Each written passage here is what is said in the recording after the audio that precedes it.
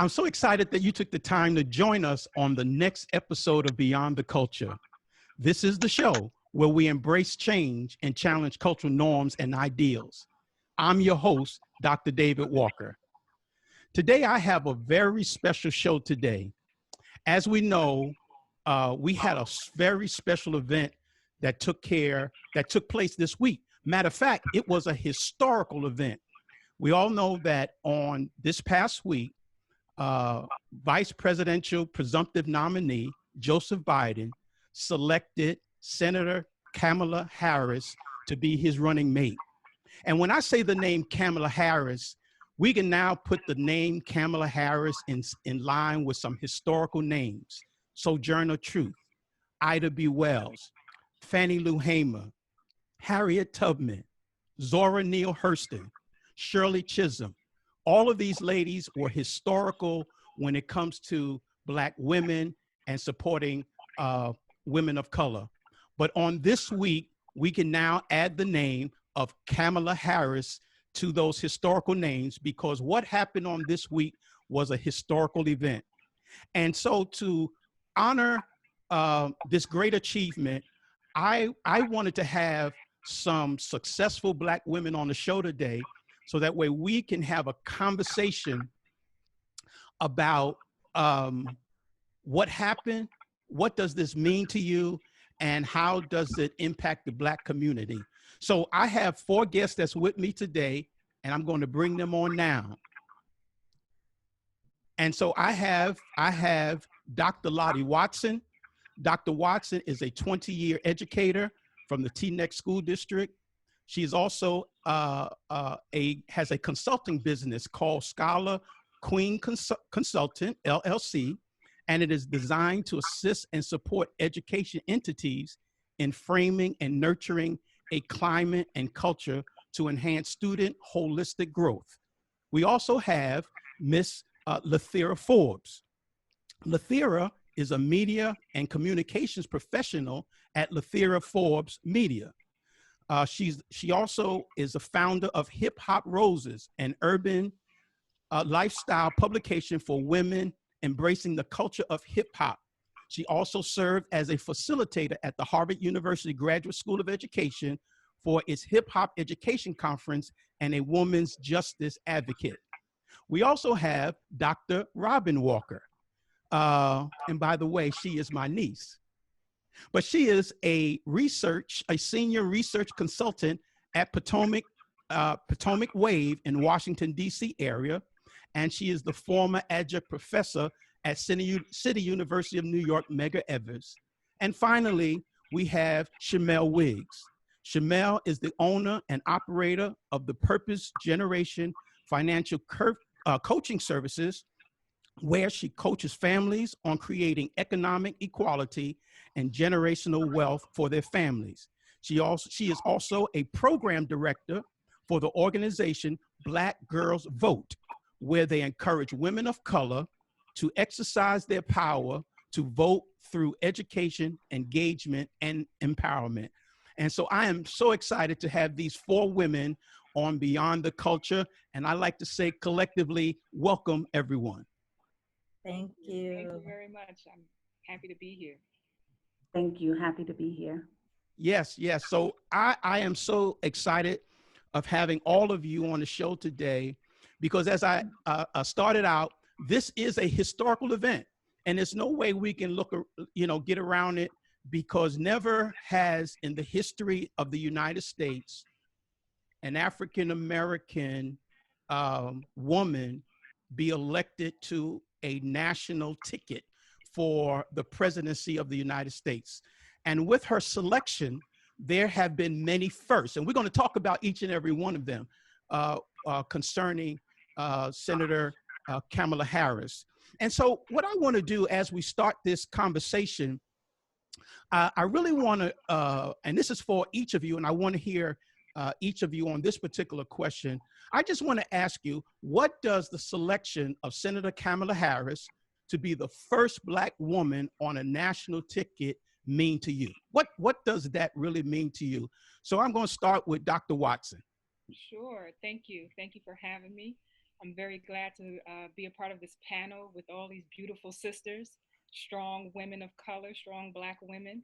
And really what this historical event, what it does for many people, specifically Black women and women in general, is that it now says that we have a seat at the table.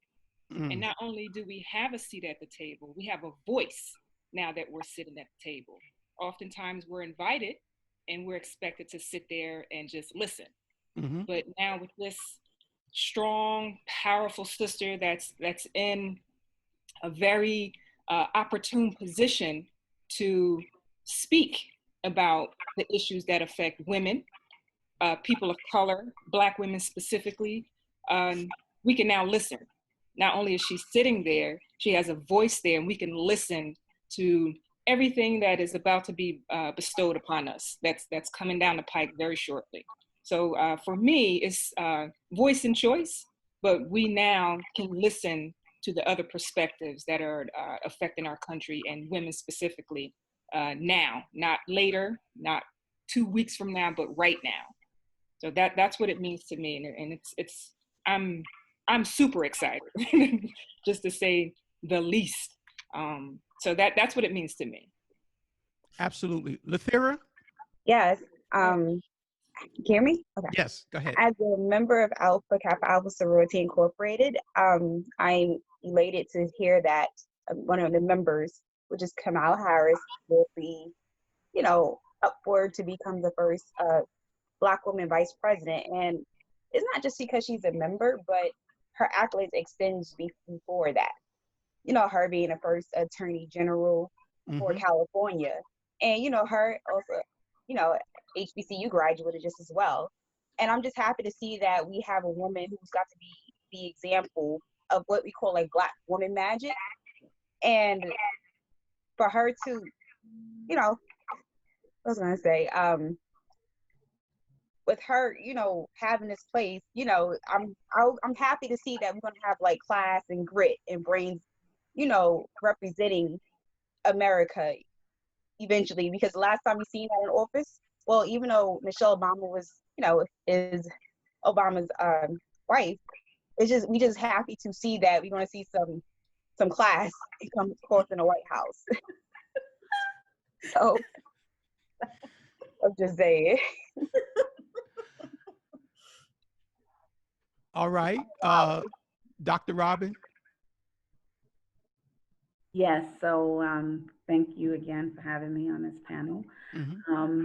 I think that this means a great deal to a lot of Black girls, little Mm-hmm. Black girls, who will now have a role model to look up to, just as I had Dr. Katherine Johnston to look as a role model, and actually, one of those first women to actually make an impact in the scientific community, and therefore making an impact in my life, to want to strive and push towards that direction for myself. I think that Kamala will also be that for many Black girls, to see that, yes, you can too be in these positions. You too can hold these, these higher positions, and definitely have a positive effect on many communities, not just our own community.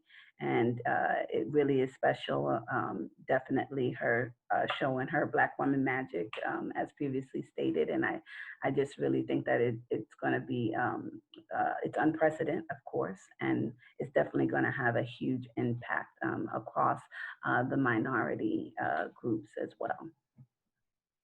Absolutely. Shamel?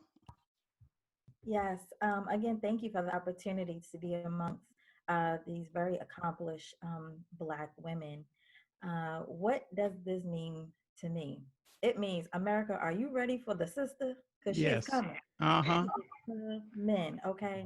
And she is opening up doors for, just like some of the other sisters on here said, for young Black women to be able to, believe in themselves, to look at themselves so differently, and aspire to be more, to do more, to act more.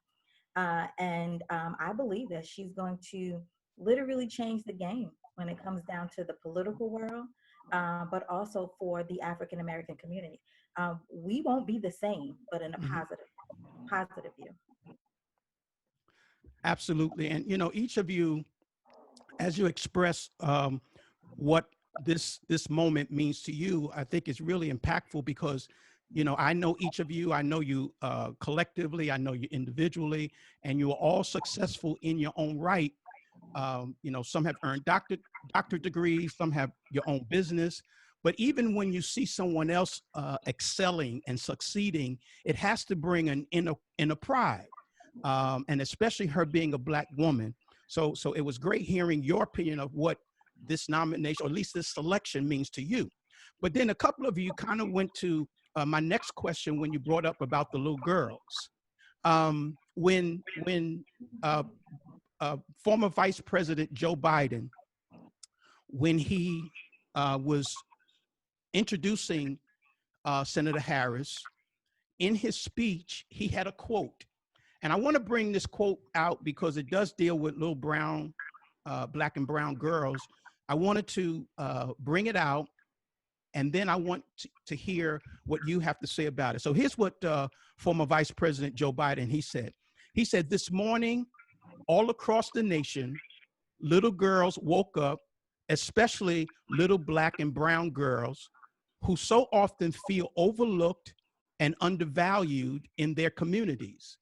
But today, just maybe, they are seeing themselves for the first time in a new way as the stuff of presidents and vice presidents."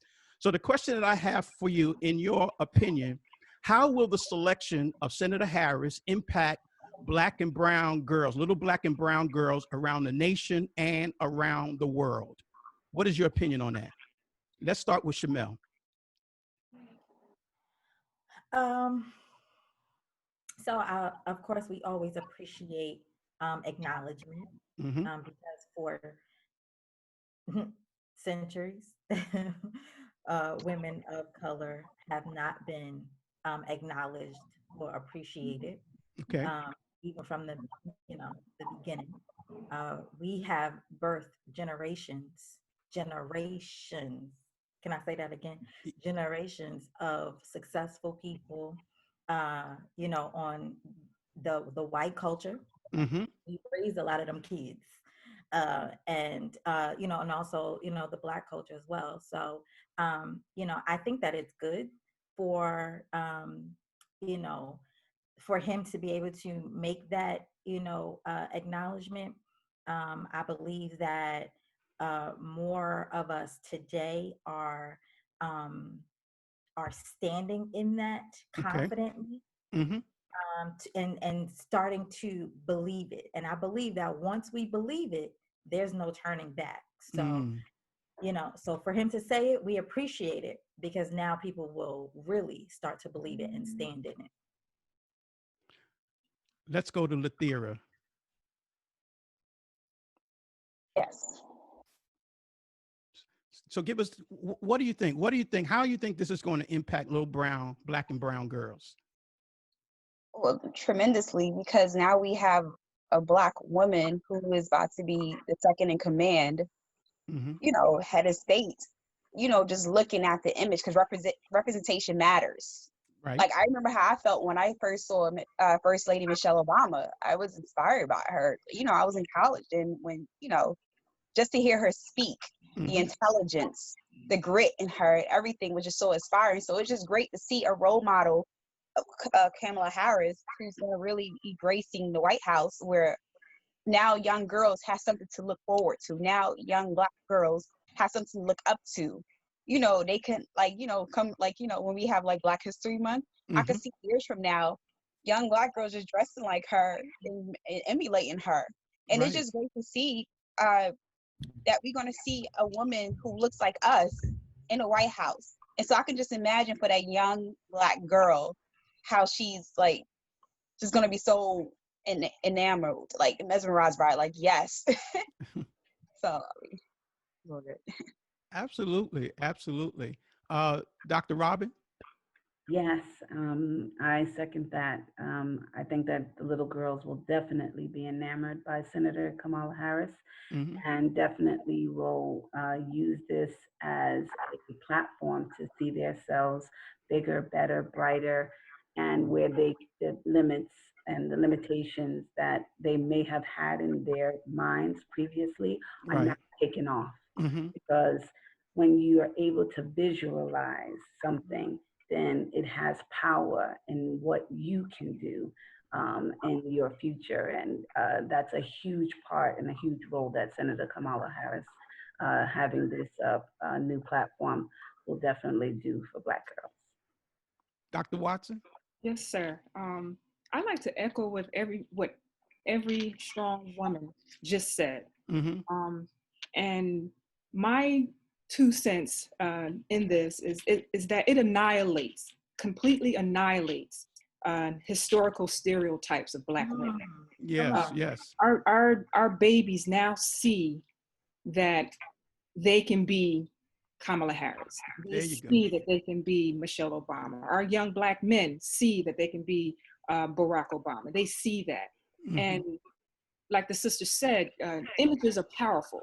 We see ourselves in the conversation now. We see ourselves in the curriculum now. We Hmm. see ourselves in the media now. And more so, we see ourselves in positive light. That's And right. we write our own narrative. But there are also other women, specifically talking about Auntie Maxine Waters. Okay. We see them too.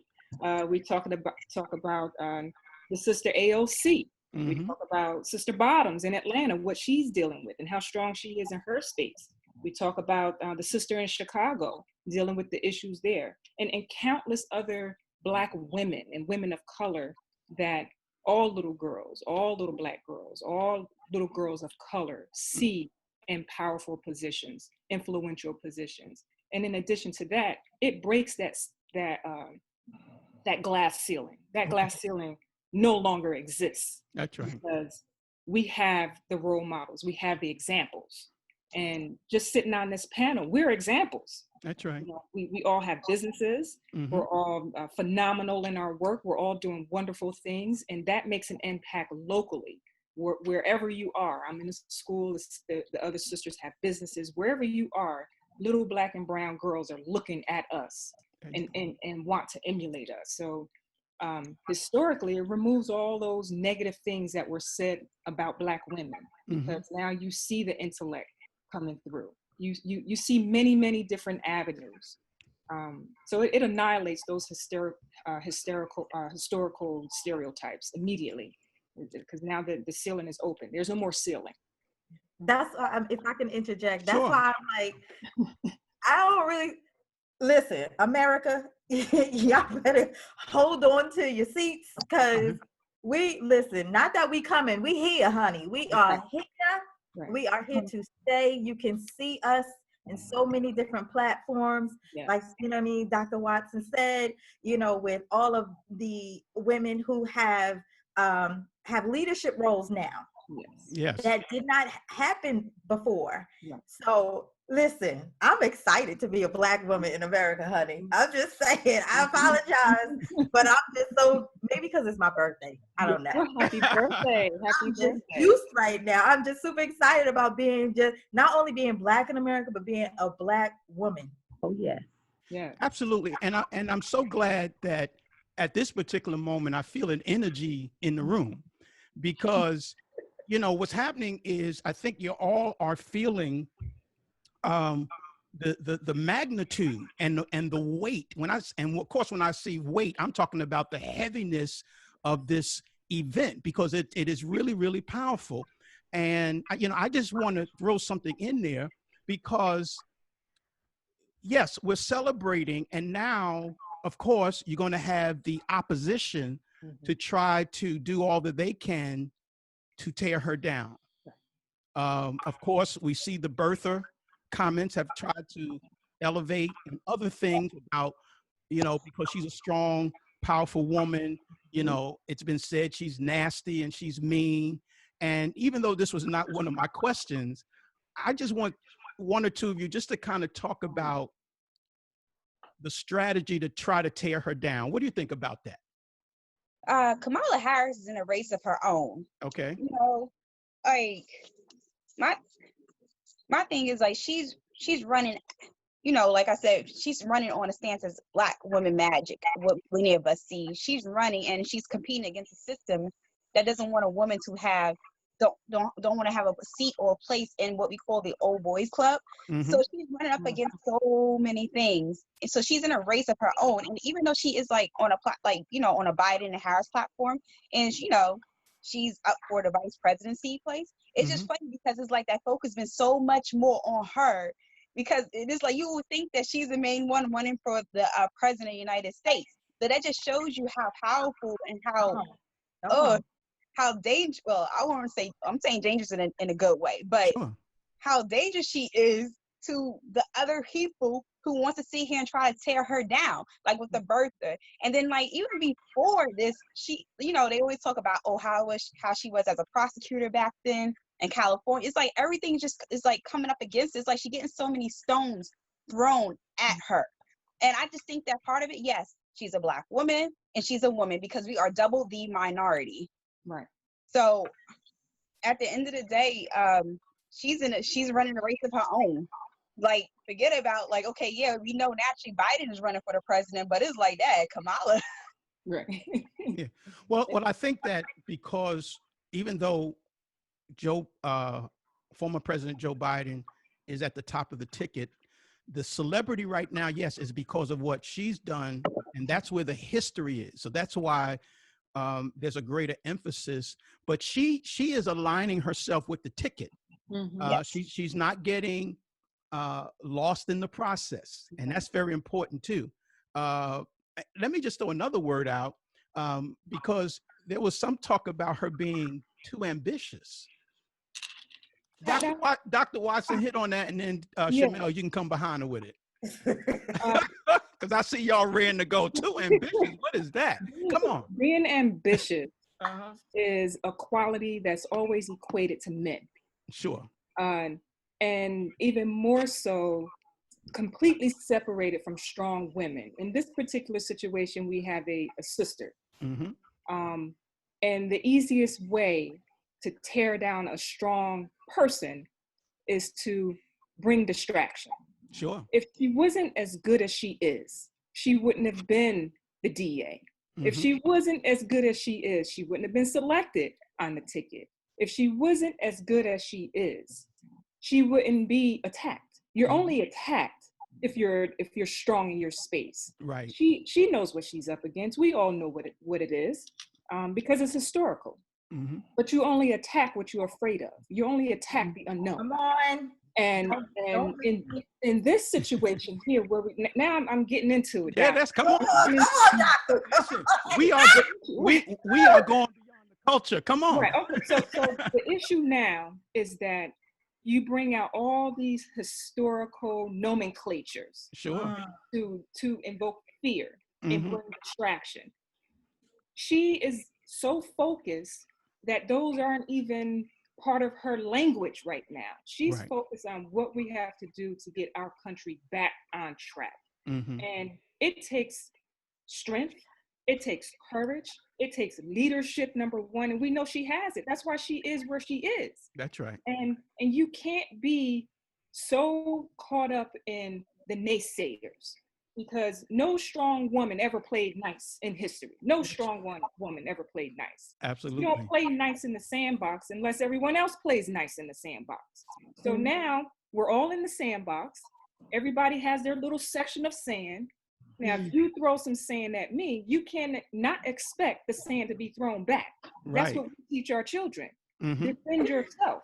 So when it comes, she's going to do that. But she is so astute and so poised, so majestic, that those little trinkets of naysayers, all you can do is bring negativity. She's so positive and so focused in what she's doing right now that those issues will handle themselves. Absolutely. The goal is to get to the White House and make effective transformational change. That's where the change needs to be made. We don't have time to sit and talk about what could or should have been done, and she's not nice and she's a mean woman. I mean, you have to be assertive. Mm-hmm. You have to be strong. Mm-hmm. Why does assertiveness, and strength is only equated with men, and white men at that? When you're a black man and you're strong and assertive, it's a whole nother conversation. So we have to get past all these distractions, wanting distractions. We don't have time for that foolishness. And that's exactly what it is. It's foolishness. So sisters, jump on in here with Come me. on, Shamel. It's time. And then we'll hear from Dr. Robin after. Come on, Shamel. We are not falling for the banana in the tailpipe. Okay, Exactly. it ain't gonna happen. It ain't gonna happen. It's not this time. Uh-huh. She has for such a time as this. Mm-hmm. She has been called and given this opportunity. She has worked hard for it. Okay, she is well deserved. It is well deserved. Yes. You know, and the thing is that, you know, I look at it as, you know, what Dr. Watson was saying. For me, I look at it as a form of oppression, because if they feel as though that they can oppress you, they can stop you. Mm-hmm. You know, and so when I'm going to give you all of the things that people say as far as, oh, she's angry, she's rude, she's that's, you know, where they, oh, she's a black woman, so she has the black woman, angry black woman syndrome, or whatever. Again, that's the banana. Ain't nobody falling for that, because if she wasn't qualified, that would be the first thing that they would talk about. How she don't have this, she don't have that. How can she do? Listen. Okay, as they say, listen, Linda. Let me like listen. Check my resume, right? I'm not gonna get ghetto, right? But you know, and that's kind of how I feel. I don't really entertain those type of conversations, or, you know, because it's like, listen, we are past that. So if that is the only thing that you can continuously go to, that's your go-to move, you need to call, what they say in football, you need to call an audible, because your plays are not working. So what Trump and his camp is going to do, they're gonna have to come with all guns blazing to be able to deal with Kamala Harris, because she is ready and we are ready, and you know, and she can take it, she can handle it, and that's the part that they know. They know that she can handle it, and that's why I said she has been chosen for such a time as this, and she the right one. Dr. Robin, come on. Yes, I definitely agree with everything that Dr. Watson said, and also what Anshamel said. I definitely believe that it is unprecedented for them, for this moment, for her to have this ticket, and they're going to come and they're going to try to, you know, throw shots at her and in her direction. But I think that is just a sign that she is a strong, ambitious Black woman that is no nonsense. And they feel threatened. They feel heavily threatened by her ambition and by her skills and her knowledge. And of course, in any fight, you know, some people play dirty, especially when they don't have what it takes in order to win in a fair fight. And so this fight obviously is not fair. We know what we currently have, and we know what we want to have. And it definitely is going to be something. And then on November 3rd, we'll see what that is going to be. But we definitely know that this is how they, you know, always try to get us with the angry Black woman. But we know that we can't attain these high positions and have these these jobs that they say that we shouldn't have, or whatever may have you, unless we are better. We're always 2 times, 3 times, 4 times better at whatever we do, because that's what it takes for us to stand out and be able to, be in the race, be in the running for any of those positions. And Senator Kamala Harris obviously has a stellar resume in terms of where she has been. And I know that she got there because of the skills and the knowledge that she has. And she's, I'm sure, had to jump through hula hoops and somersaults in order to show that she deserved to be where she is, and she's going to do it again, and show that she deserves to be vice president. Absolutely. Can I jump in one last time? Go ahead. I'm sorry. I That's just all right. want to say, people throw stones when they're not as strong as their adversary. You know, Absolutely. I like that. You continue to bring wanting distraction when you are not as strong as your adversary. And that's what we are witnessing. That's what's being demonstrated to us. But that's because the naysayers, don't have anything positive, constructive, anything relating to leadership that's going to move us to the next level. And she has a plan. They have a plan. Yes. And the more you invoke distraction, the more people are going to look at this dog and pony show and say, well, you know, this must be true if this is happening, if they respond to it. No one's responding to that. Right. So because the focus is on November 3rd, and what are we going to do to get in November 3rd, everything else comes out of the woodworks. And then it's not over. Right. And we have to make sure we're prepared that it's not over. And I'm sure we got to prepare that it's not over. Before I go to the next question, I just want to say I was totally impressed, because this has to do with the word ambitious.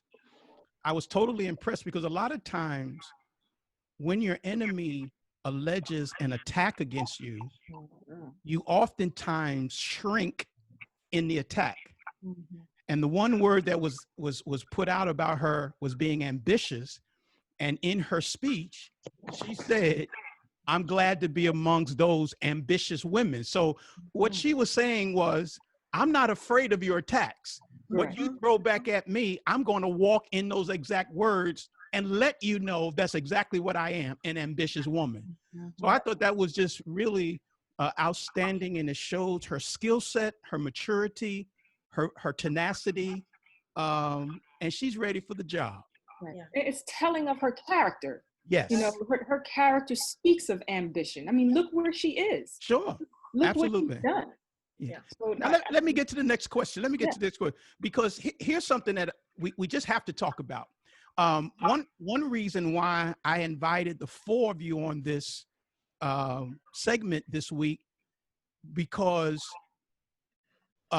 with Senator Kamala Harris being on this national ticket, I believe, and I'm pretty sure I'm accurate, that she is the first woman or Black sorority person to be elected to the national ticket. And as we all know, Senator Kamala Harris, she's a sorority member, and she's a member of the Alpha Kappa Alpha. And I wanted the four of you, and I have all of you represent at least three of the sororities. I don't know how many there are of the Divine Nine. Four. Okay. But I have three of the four sororities represented here. And of course, Lathira, you are a member of the same sorority that Senator Kamala Harris is of, and that's Alpha Kappa Alpha. Dr. Lottie, you represent Delta Sigma Theta. Shamel, you are also a member of Delta Sigma Theta. And Dr. Robin, you are a member of Zeta Phi Beta. So what I want to ask you is, what does this mean to every Black sorority in America?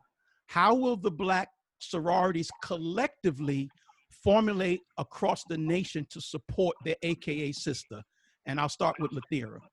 All right, let me just start by saying that, you know, the four of the sororities out of the Divine Nine, all of us have someone in our sorority who have made history, who is a national treasure, a public figure, and who wears, you know, people who wears our letters. So, you know, when the world sees a woman who exemplifies excellence, and a woman, you know, Black woman at that, we should celebrate her. Like, yes, Kamala Harris is, you know, a graduate of Howard University, HBCU. I come from an HBCU. And we're going to get to that. We're going to get to that later, talking about the HBCU aspect of it. But let's just stick with the sorority aspect. Okay. Oh, how are we going to like work together? Yeah, how will the sororities come together to support this sorority sister? We all just want to come together as women, period, Mm-hmm. as Black women, and link with our sister and pretty much support. Mm-hmm. You know, it's not just, you know, us just being in our own respective organizations. We see a woman, period, who is about to take national office. So the point is that we just got to drive the voters, Mm-hmm. our registration, which most of us in our sororities, that is like one of our platforms when it comes to like political, is to drive, you know, to do voters drive. You know, we just gotta like support, like make sure we be mindful we post on our social media pages because people do follow and listen. So, you know, it's more of a like support. Sure, sure. Dr. Robin? Yes. So I know that Zeta Phi Beta sorority definitely will be getting behind Senator Kamala Harris on this national ticket. Mm-hmm. Definitely several of our sorors are already contributing to her campaign. And we are putting the word out there, and we are doing voter registration drives, and definitely trying to get all of the support efforts in backing her as one of the first Divine Nine members Mm-hmm. to be nominated to a national ticket. And so we definitely, I'm sure, are all coming together, like Bethera said, posting on our social media, and definitely trying to get behind her and show our support. And I think we definitely will also do that at the polls. Shamel?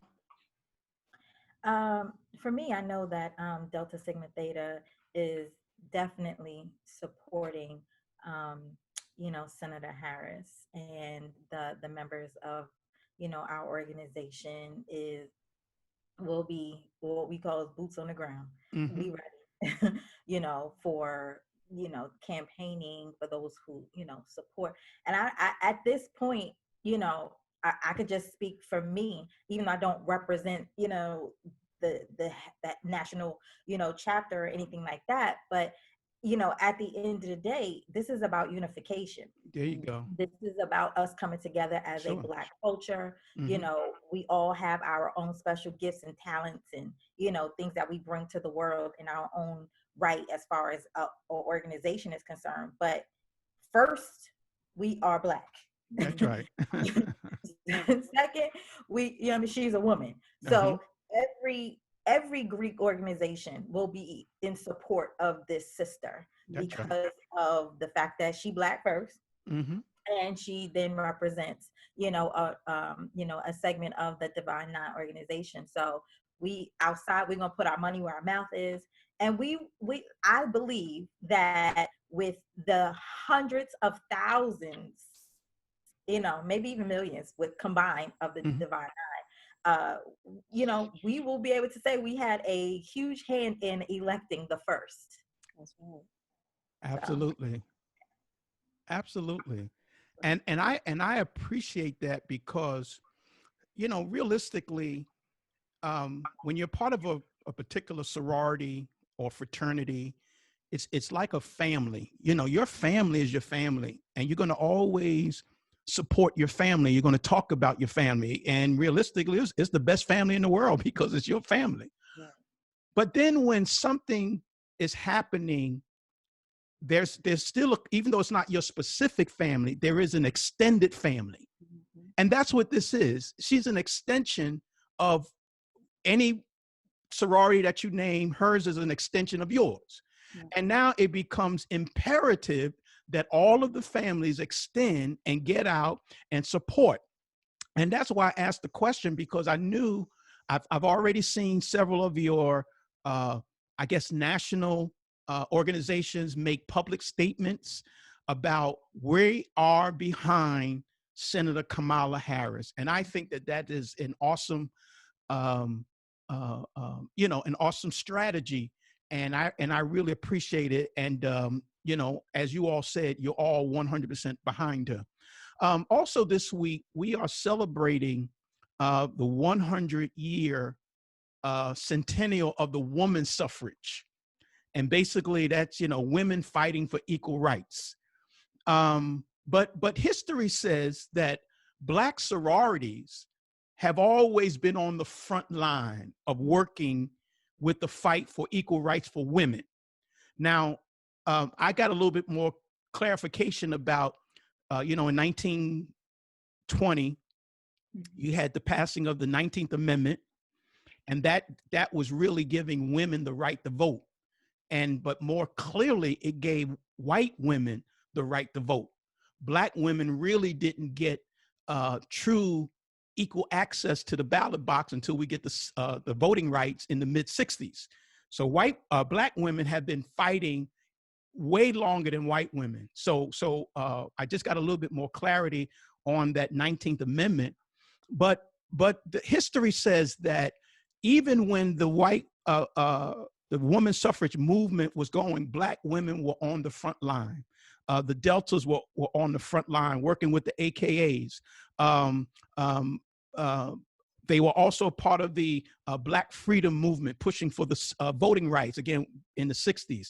The record indicates the Zeta Phi Beta sorority was involved. So all of your sororities have been involved with women's issues and women's equal rights as far back as we can go. So the question is, Black women and Black sororities have been a part of the struggle for centuries, more specifically, the past 100 years. So why do you think Black sororities have been on the front line of the women's movement? And I'll start with Dr. Watson. Well, when you talk about movements, we can go beyond this 100 years, because Okay. like you mentioned, this 100 years specifically specifies non-people of color. Okay, yeah. So we've always been here from the beginning of creation. The motherland is a Black woman. Let's just put it out there. So listen, don't get me excited again. Let's start from the beginning of creation. We've always been on the front line. Yeah. And because we've been there, the making of a generation starts at home, starts with the woman. And the first teacher is the woman, the parents, the mother. So what we give to our children is what they take out to the world. And that level of intelligence has always been there.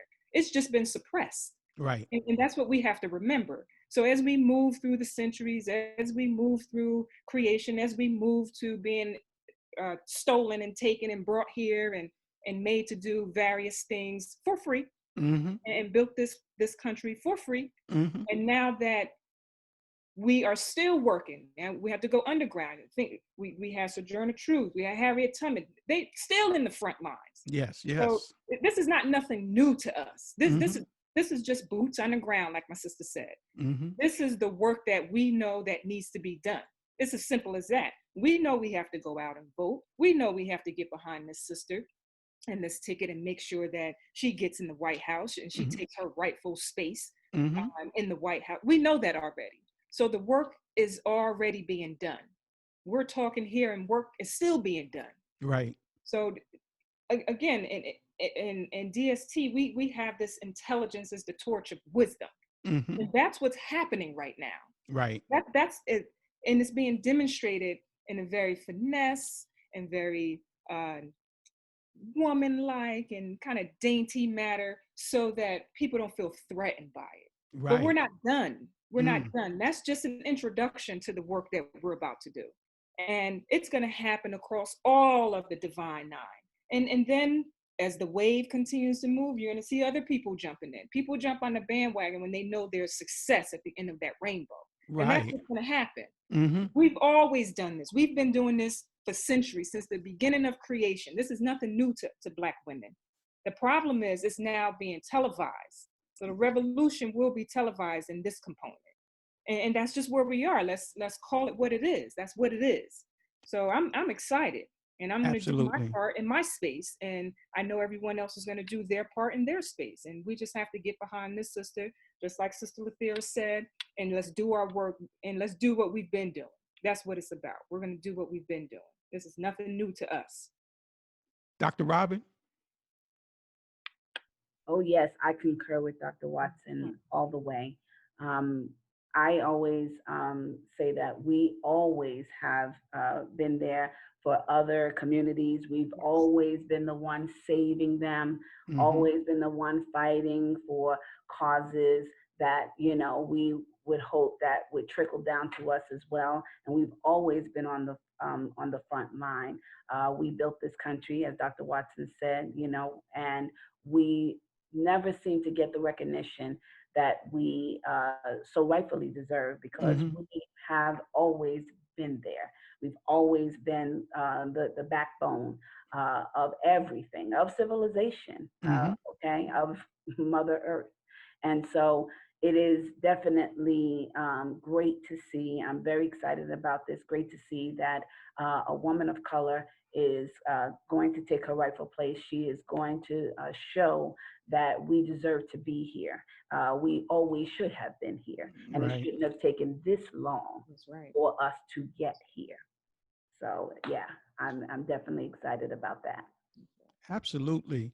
And you said something really powerful just then. You said it should not have taken this long. Can you Exactly. imagine um, the years for Black women to get to this space? Yes. And then even though you are here, it is still not without difficulty and challenges and enemies. Oh yes.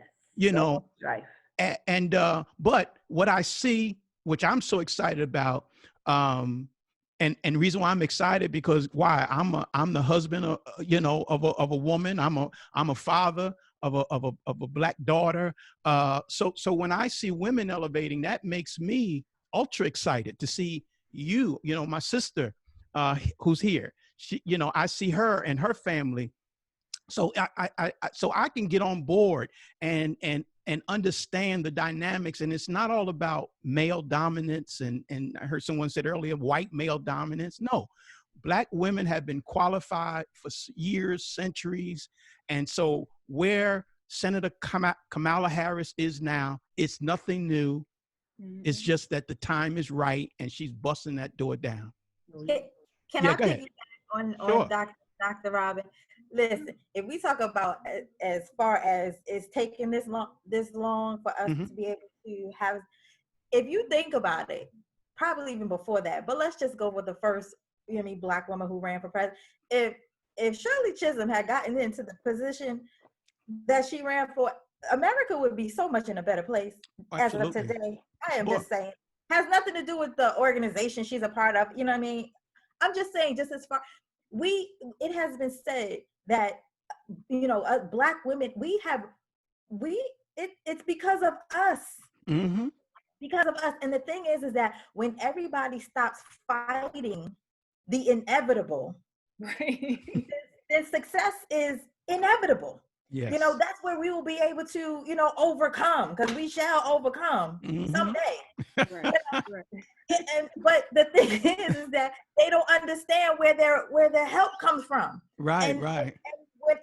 when this particular space that we're in, and don't get me wrong, they always, okay, but I was about to say, go off. I gotta stay focused. Okay. But I'm just excited. That is all. That is all, and that is it. And you know what's this? It's great that you mentioned that, because what we're doing right now is unprecedented, right? So we are upsetting the apple cart. We're upsetting a system that is rooted in complete annihilation of another group of people. Wow. By origin. So now when you have strong individual people that you have oppressed and have disdain, taste for, and you are not considering them human, forget being equal in levels of equality, equity, human, right? When you have that now facing you, who is, by the way, much more qualified, overqualified, stronger, wittier, more intelligent, and all the positive nomenclature that you can think of up underneath the sun. when you have that facing you and saying to you, we're now in the same space at the same time, what are you going to do? Because I'm here. And that's what this sister is doing. She has brought her character. Forget that she's a woman for this 1 second, because we're not going to dismiss that for this 1 second. And forget that she's a person of color for this 1 second. Let's just look at her character. If we all had a paper bag on our head, we wouldn't know she was a woman and we wouldn't know she was Black, right? But let's look at what she's done. Let's look at her track record. Let's look at her demonstrative action in the spaces where she's led. And now you compare that to what we're up against. We're up against a system that does not acknowledge that once you take that bag off. Right. Now, we wouldn't have these conversations if she was white, a white male at that, let alone a white female. We wouldn't have these conversations. But this system is strategically designed for us to battle with one another and be distracted from the real issues. Yeah. And she is missing that. She's doing away with that. Yeah. And now, again, you're weaker than your adversary. So you have to come with all this other foolishness to bring distraction. And we're not falling for it. We're not falling for the banana in the tailpipe anymore. We're not doing it, you know? So I just needed to get that out there. I just needed to get it off my chest. We're in a system that is not equitable towards us. So we have to outwit the system. And Absolutely. Absolutely. I want to move to another question. And now this particular question is for half the panel, because another first when Senator Harris reached this national level, being on the 2020 presidential ticket, for the very first time, a HBCU graduate is on the national ticket. And the ironic, not so much that it's ironic, but we do have to take note of it, that even the great Barack Hussein Obama, the first Black president ever in American history, he's not even able to claim HBCU heritage. So for the very first time, we have an HBCU, and of course, we all know that means historically Black colleges and university, on this national ticket. And two of you are graduates of HBCU, so I'm going to go to the two of you and ask your opinion. I'm going to start with Lathera. Lathera went to Livingstone. Is it Livingstone College in North Carolina? Did I say that correctly? Yep. Yes. Livingstone College. Yeah, so she graduated as undergrad. She went to Livingstone College. So, Lathera, I want to ask you, what does this mean to you, being an HBCU grad and finally seeing someone which you knew all the time had the qualifications and the skill? Because, you know, a lot of people like to say what they want to say, give stereotype messages about being an HBCU grad. But this woman has shattered all the rules. Exactly. So Lathera, tell us what it means to be an HBCU grad and see a fellow HBCU grad on the national ticket. I mean, hey, HBCUs do produce excellence. They do graduate excellence. Well, my stance on it is that, you know, I remember how, like, back in the days, I was told, and a few others told, that, you know, if you went to an HBCU, it wouldn't look good on your resume. I beg to differ, because, you know, we have now, now that it's kind of like put on Front Street, because that Kamala is a graduate of an HBCU in Howard University. But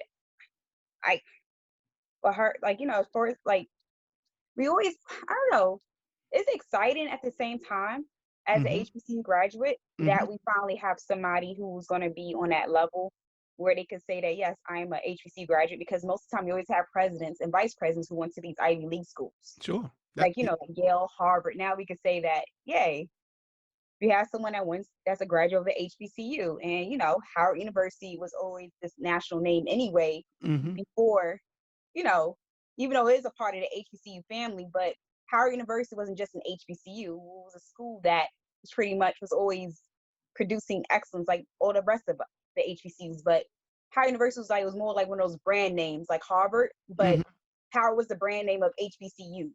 Right. You know, like one of the big schools. Mm-hmm. So, you know, because yeah, she's an HBCU.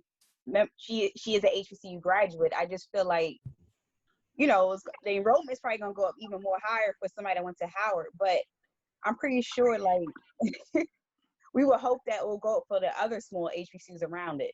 So it's exciting to see that somebody on that pedestal is an HBCU graduate, because it just shows that we produce excellence. It just shows that HBCU will look good on your resume, period. Mm-hmm. And things like that. Absolutely. And before I get to Shamel, you know, you or people who have gone to HBCUs, and yeah, we've all heard the stereotypes.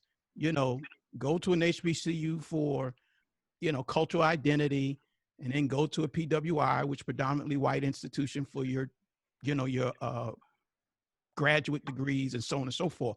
But all of that is about stereotypes. If you say something long enough, people will believe it.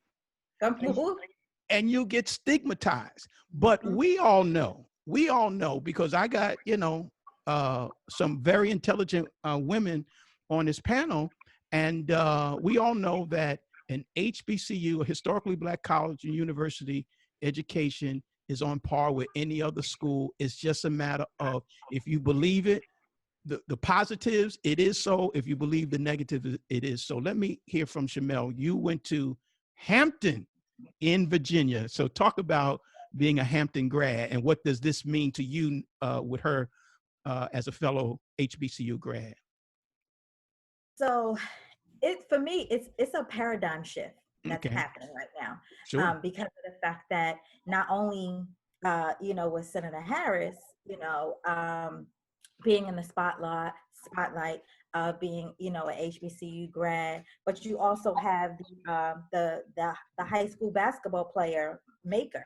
Oh, yes. You know, to go to, you know, a HBCU. So there's a paradigm shift that's happening. Yeah. And people they may or may not be aware of it, but what it is saying is that, you know, Black excellence resides here. You know, you just have to decide whether or not you want to be able to be amongst your peers, amongst the people who look like you, walk and talk like you, come from the same areas of upbringing, you know, like you, get educated like you, and still be able to have the same successes and experiences in this world. You know, and I understand that we're going to come against, you know, strongholds, and come against oppression, and come against discrimination. You're going to have that regardless of what university that you go to. However, what you won't get, that Black experience going to a historically Black college, you know. And of course, I am biased. However, it is what it is, as the kids say. Like, it is what it is. You know, it's just something about it. But at the end of the day, we're just as intelligent, if not more. You know, we have college, you know, professors. We built the country. okay. Like, and I think that people are they're now starting to wake up to the idea of Black people excelling to the level of, not only will I meet you, I will succeed you as well. Absolutely.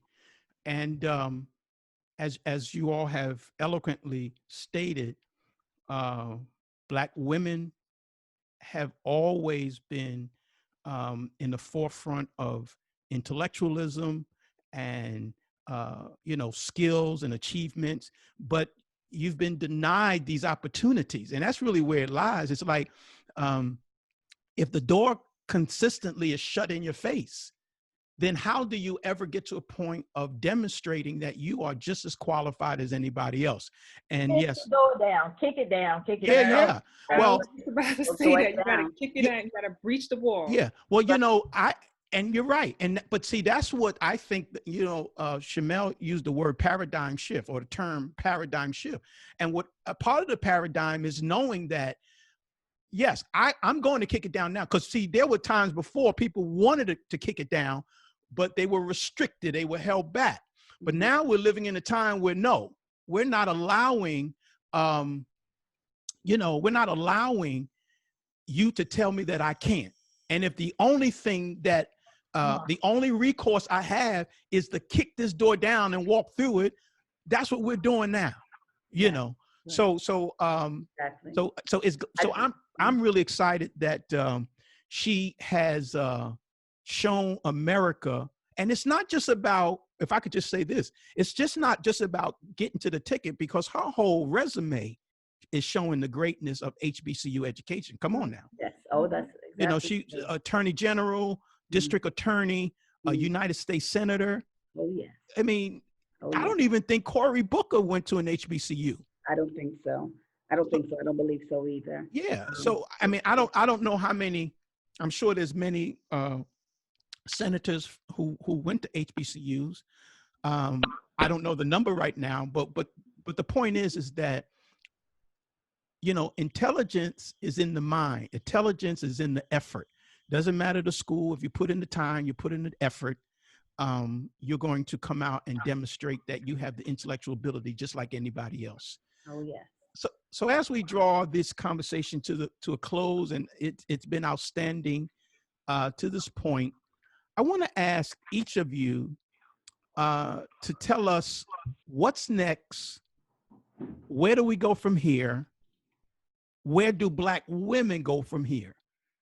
So what's next? Where do we go from here? And where do Black women go from here? I'll start with Dr. Watson. Okay. First of all, thank you again for allowing me to converse with such intellectuals. This was a great conversation on a Saturday afternoon, and I love it. And you can call me back anytime for anything. I love it. Where do we go from here? We go to the top. That's where we go. Mm-hmm. And we bring a folding chair, because there are going to be more doors that we have to kick down. Uh-huh. We bring our chair, we unfold it, and we sit at that table, and we converse with everyone else at the table. Mm-hmm. Because this is not over. This is just the beginning. And there are going to be other blockages, so to speak. Sure. And we have to kick those down as well. So it's not over. Mm-hmm. This is just the beginning. And I think what we really need to do as a collective is to continue to unite, because that's what this system is afraid of. This system is afraid of unification. And they see it. They see it already. And it's starting with the Black woman, Mm-hmm. because revolutions are started and fought with the Black woman up front. And then the cavalry comes in when we need the cavalry to come in, because we can handle most of the things ourselves. And Right. that's where the fear is, because you see a woman, you don't see the man first, you see the woman. The woman can handle just about anything. Hell, Mm-hmm. we give birth. So just in that alone shows you our strength and tenacity. But when we need the cavalry will come. But right now, the next step is voting, Mm-hmm. getting in the White House, and making some systematic change. And that's what we need to keep moving forward. So the next step is to the top. We continue to kick the ceiling in, kick the door down, breach the wall, and bring a folding chair, because we're coming to the table. Dr. Robin? Yes, I do believe that we definitely have nowhere else to go but further to the top. The next thing is the presidency, of course. Okay. Yeah. Matter of factly, we must break down that door as well as being CEOs of Fortune 500 companies, and having multi-million-dollar businesses, and just really taking on the wealth of the country, and being in those seats that we've never really had held before. And I think that that's something that is next on the docket, is for us to be in those powerful positions. Of course, we have nowhere else to go but up.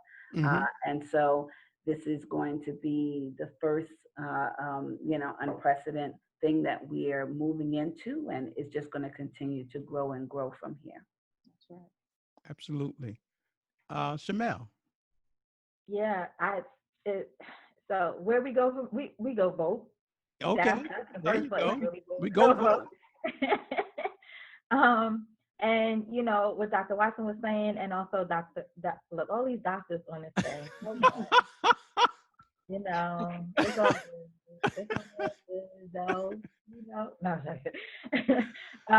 But yeah, and not only do we, you know, kick the door in, but I mean, we hold it open for the next generation, you know, and for our brothers and sisters to be able to come through.